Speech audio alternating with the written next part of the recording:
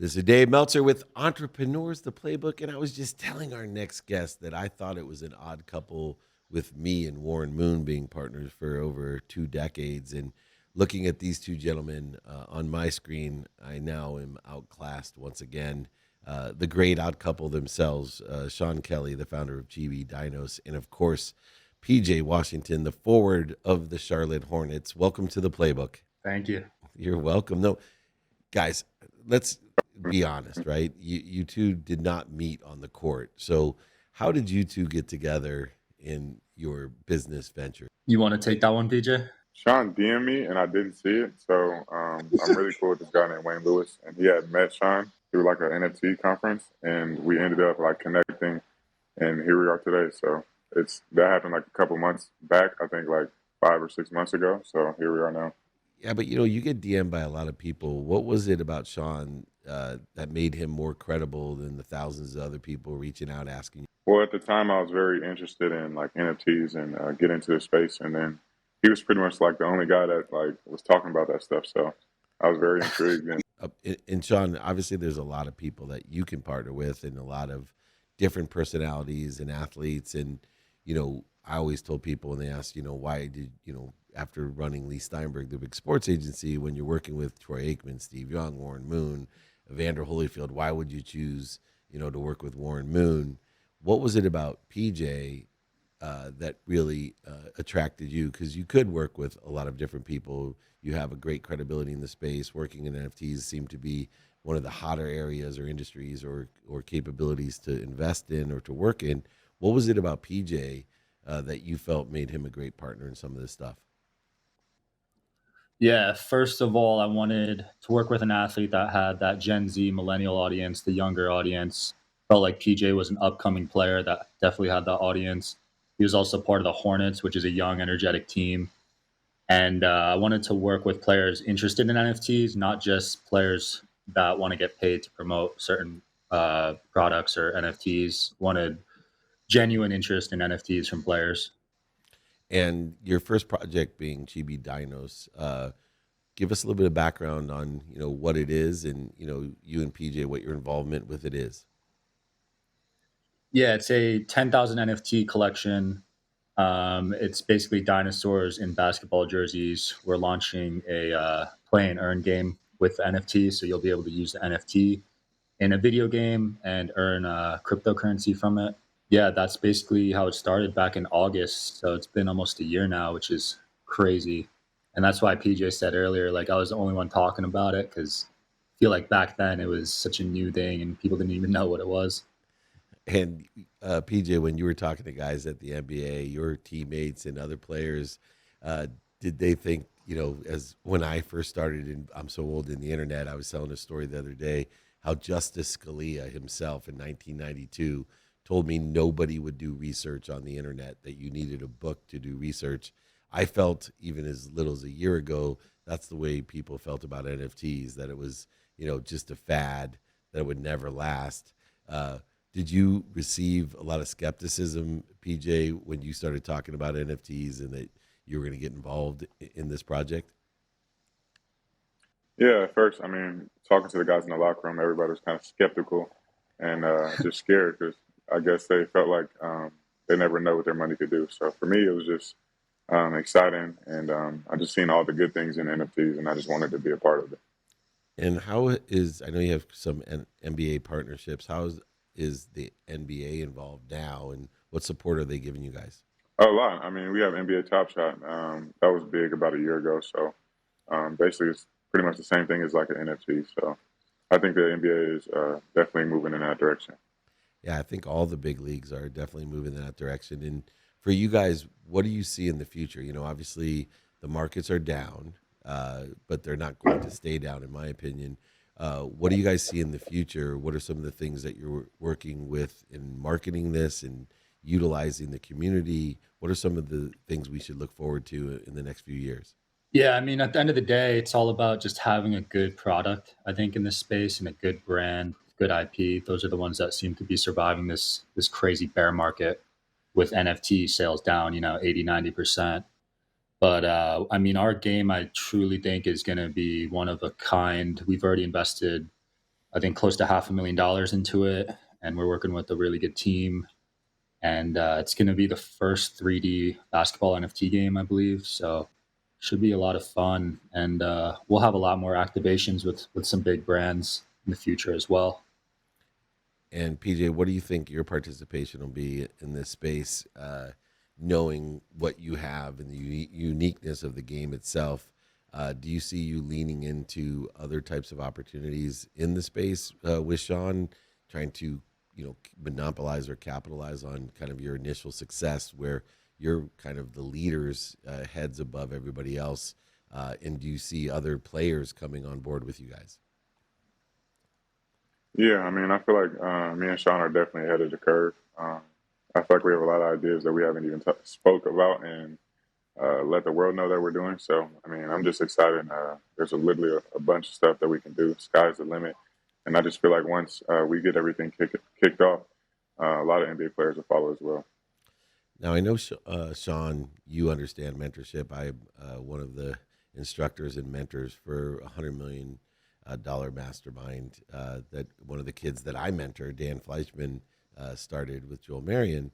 And, one of the things I learned as a notable sports agent was the importance of mentorship. Who are you guys utilizing as mentors, business mentors or personal mentors, to help navigate, some of maybe market conditions, different market makers that may be involved, introductions that you may utilize? How important is that mentorship, and who is or are mentoring you guys? Yeah, that's a great question. And I always tell everyone that Mastermind changed my life. I remember when I first joined, I had like 200K to my name. So I pretty much invested half of what I had, and ended up meeting some really great people there that I went on to do big things with. And it was probably the best investment I've ever made. So, huge believer in mentorship.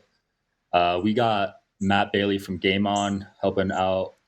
We have people from Infinite World who's making our game. They've been in the crypto market for like, I don't know, 8 years or so. So we wanted experienced people in the cryptocurrency space because they're used to bear markets, how to keep building and surviving. And I think the game developers that we have, Game On and Infinite World, are massive mentors as well. Yeah, well, luckily I'm an advisor, so I'm mentoring you in two ways. I'm an advisor to Game On and mentoring Matt Bailey, and mentoring you over at $100 million mastermind. I didn't realize the blessing of influence that we have with you. How about you, PJ? I know a lot of athletes have to spend most of their time focused in on, on the court capabilities, because they don't last as long as the business capabilities. Look at me, I'm much better businessman at 54. Not that I was a great basketball player in any age, but I'm definitely a better business person at 54 than I was at 24. For you, are you looking into mentorship, or do you utilize business mentorship as well right now, or just strictly basketball? I feel like I'm trying to venture out into different areas. I feel like the NBA has a program called the NBPA, and they pretty much do everything for us as far as stuff like that. Anything that I need about, they can provide and help me with. So I've been working with them closely, and been building and growing and learning a lot of new stuff. So I'm very excited.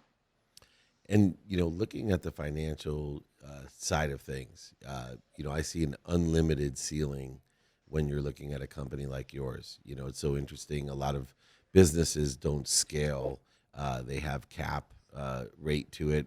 What a great time to start really launching this with everything low. It certainly allows for what I call multiple margins. And to that respect, how big of a community do you think this could grow to? I think a lot of people don't understand how big of a community already participates in things like this. But for you, are we talking about thousands, millions, or even maybe even a billion? Yeah, those are big numbers. I mean, we already have 3,000 holders, I think 20,000 Discord, 100,000 Twitter. So, but the main thing is to have people playing the game. So we want to get hundreds of thousands, if not millions, playing the game. And that's why we made the game fun first before anything, because we don't want it to be like a grind model like other games where you're just playing mindlessly for money. We want it to actually be fun. So I think with that focus, it'll help us onboard, hundreds of thousands of players down the road. And how do you guys, it's interesting because I never thought I would have a following. And, I always call myself the middle aged mutant turtle of the internet. And, my kids, I have 4 kids that are 23, 21, 18, and 12. And you can add up all their following and all their friends' followings. And I have more followings than all of them. But to convert that into a community is really important to me. And I am really not as interested in how many people follow me as how many people are sponsors or power sponsors, meaning how many people help me or know someone that can help me, and how many people can I help or know someone that I can help. You guys have really big followings as well. And converting those people into your community or into these other areas is essential, I think, to create the impetus or the catalyst to your success. What are some of the mechanisms that you utilize in order to convert your current following into other aspects of what you guys are doing? Yeah, definitely. I think partnering with the NBA players was massive because we got to leverage their audience as well. And, there was like 5 or 10 players that we partnered with, including PJ. So that was massive. We funneled a bunch of them into the Discord. That's sort of where NFT communities live these days for now. People have their own opinions of Discord, but that's just where the market's at right now. And we did a ton of giveaways, incentivized people. We did a bunch of collabs with other NFT communities. And that's the cool thing about Web3 is there's really no competition. It's all everybody wins together. So we did some cool partnerships there and really just grew the community over time organically. Twitter is very important in the NFT space. So we put a lot of focus there. And with the NBA, PJ, are you able to? They're much more lenient than example for the NFL, but are you able to utilize your personal brand in order to educate, raise the awareness, and convert people over not only to your personal following, but to your personal business interests? Yeah, for sure. I try to do it as much as possible. Like I said, the NBPA does a great job of that as well. So um, even with Chibi, I feel like they've been helping me in different areas as far as building companies and stuff like that. So like I said, the sky's the limit, and I'm just really honestly super excited. Do you have more fun on the court or off the court with Chibi? Honestly, it's a toss up. Nice. That's what I wanted to hear. Congratulations with that answer, Sean.